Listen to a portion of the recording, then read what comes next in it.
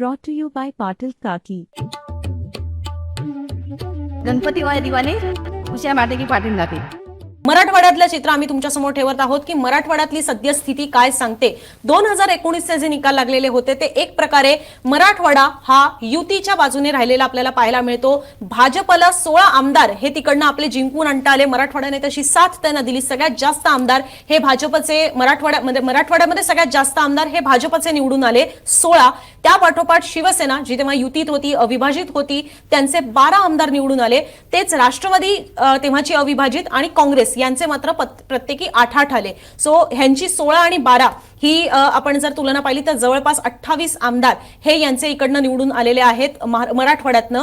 पण आपण साठे सरांकडे पुन्हा एकदा जाऊया. साठे सर, आता ज्या पद्धतीने जरांगेंची भूमिका पाहायला मिळते आणि लोकसभेमध्ये जशा पद्धतीने जरांगे फॅक्टर पाहायला मिळाला तेच जर कायम राहिलं तर येणाऱ्या विधानसभा निवडणुकांमध्ये भाजपला पुन्हा एकदा आपले 16 आमदार किमान टिकवणं तरी शक्य होईल असं तुम्हाला वाटतं का? मला असं वाटतं सगळ्यात भारतीय जनता पक्षाला मोठा जर का धोका आणि जी चिंतेची बाब असेल तर ती मराठवाड्यातच असेल हे अगदी स्पष्ट आहे. गेल्या वेळेस त्यांचे 16 आमदार तिथून निवडून आलेले होते आणि शिवसेनेचे 12 त्याच्यामध्ये आपण त्याच्यातच धरायला पाहिजे, कारण भारतीय जनता पक्ष आणि शिवसेना यांची युती त्यावेळेस होती, त्यामुळे ते 28 होतात. त्या 28 भारतीय जनता पक्षाचे खुद्द 16 अधिक शिंदे सेनेचे सुद्धा काही यांच्या जागा या लोकसभेचा अनुभव जर जमेस धरला जेव्हा की अगदी रावसाहेब दानवे यांच्यासारखे अगदी नक्की निवडून येतील असे उमेदवार सुद्धा पराभूत झाले, तर मला असं वाटतं की नक्कीच सगळ्यात जास्त धोका, सगळ्यात जास्त चिंता, डोकेदुखी ही भारतीय जनता पक्षाला मराठवाड्यात आहे. आणि मनोज जरांगे यांनी त्या दिवशी ज्या पद्धतीचं शक्ती प्रदर्शन केलं आणि खरं तर त्यांनी त्याच दिवशी याची घोषणा जवळपास केल्यात जमा होती. आचारसंहिता पर्यंत थांबू असं म्हणणं हे केवळ औपचारिकता होती. मला असं वाटतं की त्यांची तयारी त्यांच्या पद्धतीने जी काय असेल ती पूर्ण झालेली आहे. शक्ती प्रदर्शन करून त्यांनी दाखवलेलं आहे. आता ते फक्त आपले डावपेच काय पद्धतीने करतात, आपले उमेदवार उभे करतात का महाविकास आघाडीला थेटपणे पाठिंबा जाहीर करतात, अप्रत्यक्ष पाठिंबा जाहीर करतात, याच्यावर बऱ्याच गोष्टी या अवलंबून आहेत. पण मराठवाड्यामध्ये आणि त्याच्या लगतचा जो भाग आहे, सोलापूर असेल किंवा काही प्रमाणामध्ये विदर्भामध्ये असेल, बुलढाण्यात असेल किंवा यवतमाळ आणि या भागामध्ये, तिथे नक्कीच याचा परिणाम आपल्याला जाणवू शकतो. काही प्रमाणामध्ये पश्चिम महाराष्ट्रात सुद्धा याचे पडसाद उमटताना आपल्याला दिसू शकतात. आणि भारतीय जनता पक्षाच्या दृष्टीने जरांगेंचं आव्हान म्हणजे जरांगे, आणि आता सुद्धा प्रतिक्रियेमध्ये देवेंद्र फडणवीसांचंच नाव त्यांनी घेतलेलं आहे, इतर कोणाचंही नाव घेतलेलं नाही. त्याच्यामुळे ही लढाई जवळपास त्यांनी जरांगे विरुद्ध फडणवीस अशीच केलेली आहे आणि अशीच मराठा समाजापुढे ठेवलेली आहे. त्यामुळे मला असं वाटतं की त्यांचा एककलमी अजेंडा एका दृष्टीने या निवडणुकीमध्ये स्पष्ट त्यांनी केलेला आहे आपल्या मतदारांसाठी. आणि त्यांनी वेळोवेळी सांगितलेलं आहे आमचे उमेदवार निवडून किती येतील याचं आम्ही हे बघत नाही, पण आम्ही पाडणार नक्की, अशा पद्धतीचं त्यांनी अगदी जोरदारपणे सांगितलेलं आहे. मला असं वाटतं की ते पाडापाडीचं काम नक्कीच करतील आणि ती सगळ्यात मोठी चिंतेची गोष्ट भारतीय जनता पक्षासाठी असेल. अनुज, अभिजित सर, तुम्ही आता लेटेस्ट तिकडे म्हणजे जाऊन आलेला आहात. तुम्ही साधारणतः एक अंदाज घेतला असेल की तिकडे मराठा समाज आता नेमका काय विचार करतो. म्हणजे ठीक आहे, जरांगे भाषण देतात, पण ते तेवढं मराठा समाजापर्यंत किंवा त्यांच्या समर्थकांपर्यंत पेनिट्रेट होत आहे का? आणि जी गर्दी तिथे जमतीये ती सुद्धा ते इतरांपर्यंत पोहोचवण्याचा प्रयत्न करते का? कारण की जरांगेंचं जे भाषण आहे ते संपूर्ण मराठा समाजापर्यंत त्यांचा मेसेज पोहोचवण्याचा त्यांचा प्रयत्न आहे. तर तो खरोखर खालपर्यंत तेवढा पेनिट्रेट होताना तुम्हाला पाहायला मिळाला का? मराठा समाज सुद्धा जे जरांगेंचे शब्द आहेत तितक्याच प्रमाणात मराठा समाज सुद्धा तेवढा अग्रेसिव्ह तुम्हाला पाहायला मिळतोय का? निश्चितपणे ज्या वेळेला नारायणगडावरती सभा झाली त्या बीडपासून एक 18 किलोमीटरवरती हा गड आहे आणि त्याला एक 4-5 एंट्री पॉईंट आहेत आणि त्या 4-5 एंट्री पॉईंट्सनी येणारं जे पब्लिक होतं किंवा जी वाहनं होती ती जवळपास 5-7 किलोमीटरपर्यंत अडकून पडलेली होती.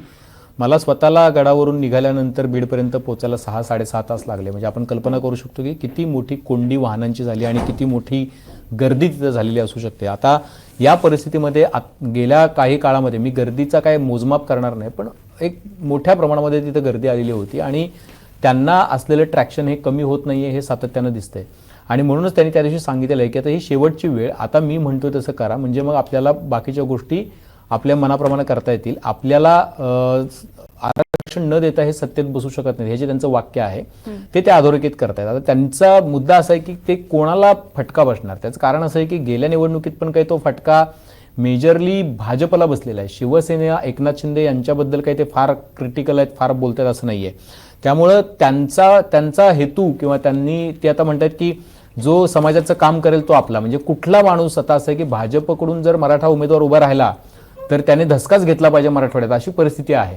त्यामुळं अजून पण मराठवाड्यामध्ये कुणी पोस्टर सुद्धा साधा लावायची हिंमत करत नाहीये, ही परिस्थिती आहे मराठवाड्यामध्ये. आणि मला असं वाटतं की भाजपसाठी सगळ्यात क्रुशियल काळ जो आहे तो मराठवाड्यामध्ये आहे. पण दुसऱ्या बाजूला ही पण गोष्ट लक्षात घेतली पाहिजे की यावेळेला जो दसरा मेळावा झाला पंकजा मुंडेंचा, तिथं सुद्धा तशाच पद्धतीची गर्दी होती. अर्थात दोन्ही गर्दींची तुलना करत नाहीये मी, पण पंकजा मुंडे यांच्याकडे जी स्वाभाविक गर्दी यायची त्यापेक्षा ती गर्दी अधिक होती. याचा अर्थ असा आहे की राजकीयदृष्ट्या ओबीसी समाज सुद्धा जागृत झालेला आहे आणि तो सुद्धा आता मला असं वाटतं की कॉन्सॉलिडेशन होऊन तोही तशाच पद्धतीनं मतदान, स्ट्रॅटेजिक मतदान करेल अशी परिस्थिती निर्माण झालेली आहे. त्यामुळं ज्या ठिकाणी ओबीसी विरुद्ध मराठा अशी लढाई असेल त्या ठिकाणी खूप मोठ्या प्रमाणावरती घमासान होईल आणि जिथं मराठा विरुद्ध मराठा अशी लढाई असेल तिथं भाजप किंवा इतर पक्षाचा जो मराठा उमेदवार असेल त्यासाठी धोक्याची घंटा आहे. त्यामुळं उमेदवार देताना मराठवाड्यामध्ये राजकीय पक्ष सुद्धा खूप सावधगिरीने उमेदवार देणार आहेत आणि शेवटपर्यंत वाट बघणार आहेत की कोण कोणाला कुठे मतदान करते. आता भाजपचे अनेक 1-2-3 आमदार असे आहेत की ते उभं राहायलाच नको म्हणून सांगितले त्यांनी, आणि त्यांनी काही वेळेला काही आमदार तर तुतारी हातात घेण्याच्या तयारीत आहेत. म्हणजे अशी सुद्धा परिस्थिती उद्भवलेली आहे. बरं, ते कधी काळचे देवेंद्र फडणवीस यांचे अत्यंत विश्वासू मानले जाणारे लोक आहेत, पण सध्याची मराठवाड्यातली परिस्थिती बघता ही तिथली निवडणूक ही फार क्रुशियल असणार आहे. आणि भाजपचा जो आकडा आहे 16चा आत्ताचा, तो आकडा मला असं वाटत नाही की ते रिटेन करू शकतील. जर तो आकडा रिटेन करायचा असेल त्यांना, तर ओबीसींनी त्यांना पूर्णपणे 100% कॉन्सॉलिडेट होऊन मतदान केलं पाहिजे.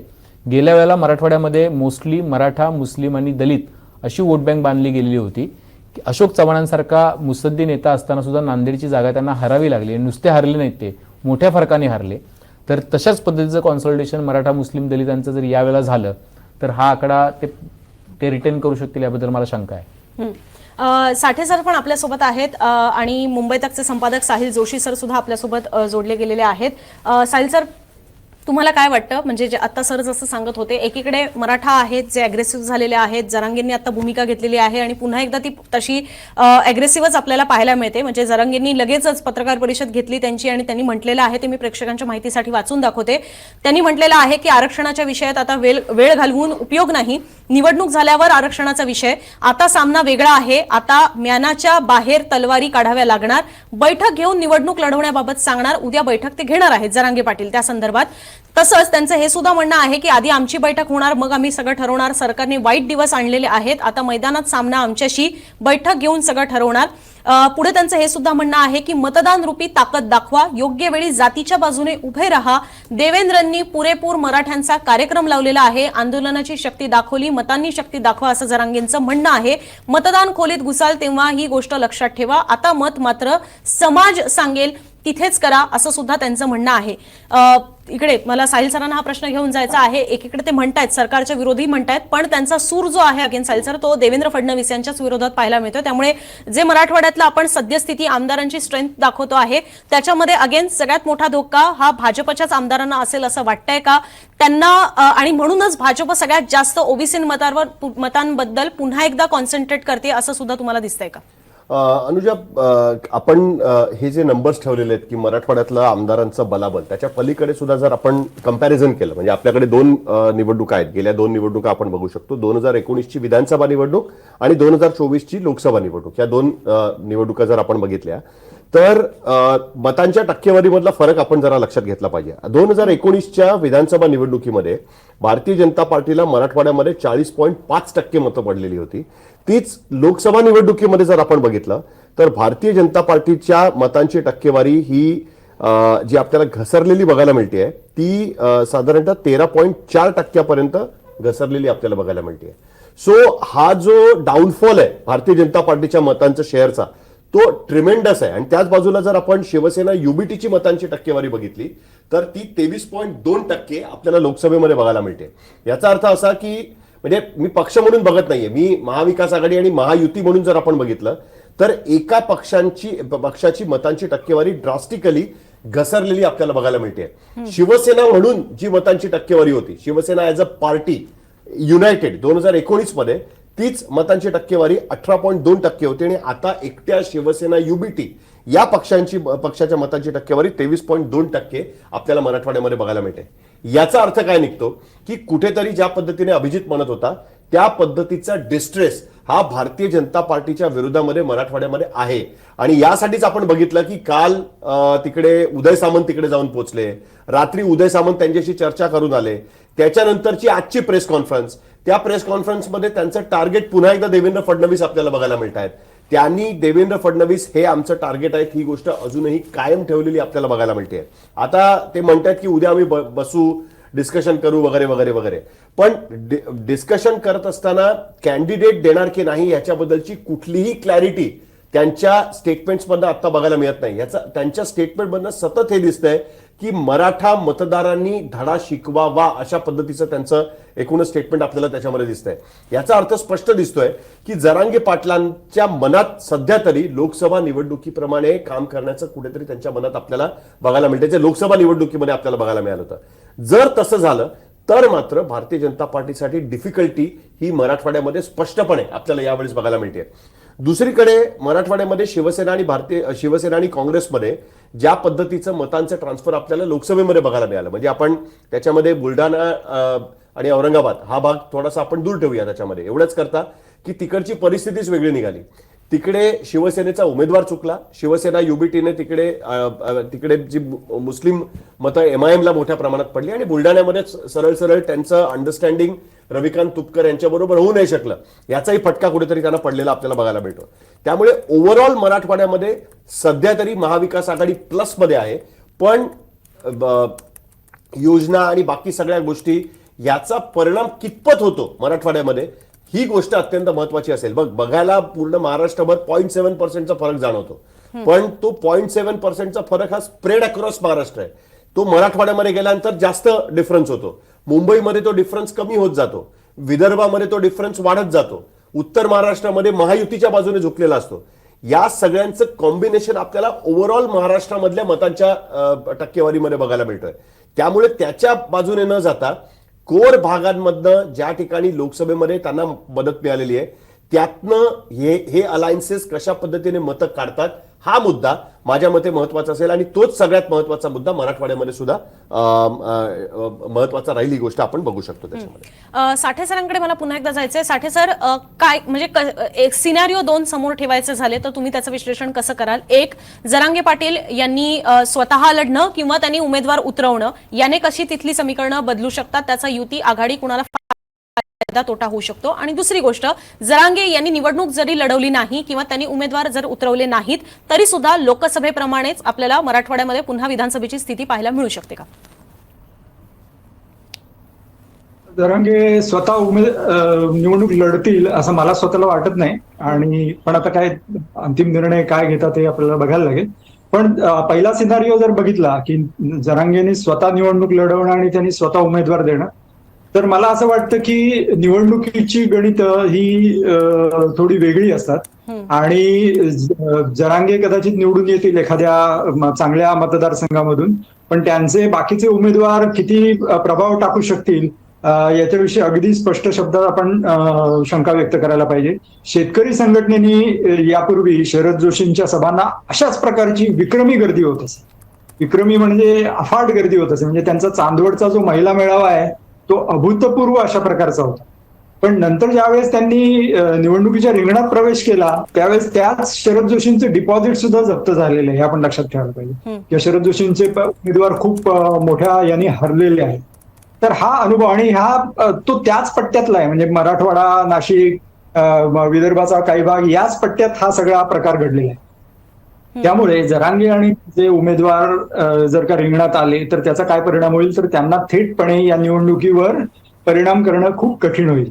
त्याऐवजी दुसरा जो सिनारिओ तुम्ही सांगितला की त्यांनी अप्रत्यक्षरित्या कोणाच्या तरी पारड्यात मतं टाकायची किंवा कोणाला तरी पाडायचं ठरवायचं, मला असं वाटतं की तोच मार्ग ते स्वीकारतील असं दिसतंय एकूण सगळ्या याच्यावरून, आणि त्यामध्ये ते अत्यंत प्रभावी ठरतील. याचं कारण असं की तिथे त्यांना पूर्ण मतदारसंघ प्रभावित करायचा नसेल हे लक्षात घ्यायला पाहिजे. म्हणजे एक जर का 2-2.5 लाखाचे जर का मतदार असतील किंवा 3 लाखाचे मतदार असतील तर त्याच्यामध्ये सर्व जाती जमाती, सर्व वेगवेगळ्या प्रकारचे विचाराचे लोक असतील आणि त्यांना आवाहन करावं लागेल एक उमेदवार म्हणून.